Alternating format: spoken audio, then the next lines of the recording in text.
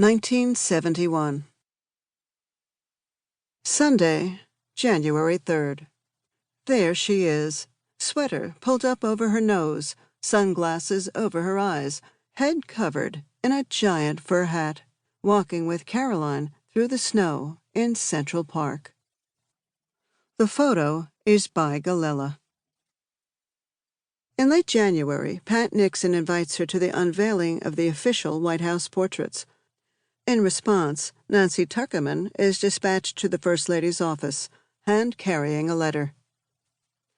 I really do not have the courage to go through an official ceremony and bring the children back to the only home they both knew with their father under such traumatic conditions, Jackie writes. With the press and everything, things I try to avoid in their little lives, I know the experience would be hard on them, and not leave them with the memories of the White House I would like them to have. She proposes a compromise, suggesting she bring Caroline and John for a private viewing, with no advance notice given to the press. Upon reading the letter, Pat Nixon tells Tuckerman to set a date.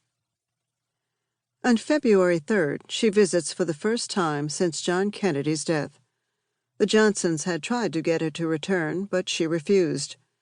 The house held memories, and she said, even the sight of the building was too much. Even driving around Washington, I'd try to drive away where I wouldn't see the White House. I don't think I ever would have gone back if I could have helped it, she says later, but when our portraits were presented, I sort of had to.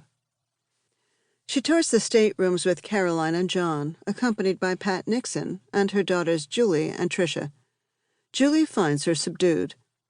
The president joins them and they all have dinner.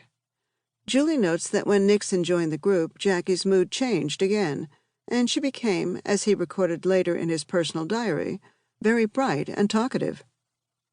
She's an incisive and shrewd judge of character, and it appears she's rather beguiled by Richard Nixon. She's known him casually for 20 years through John Kennedy, a man Nixon, despite his jealousy and their rivalry, considered a friend. Possibly she senses the present.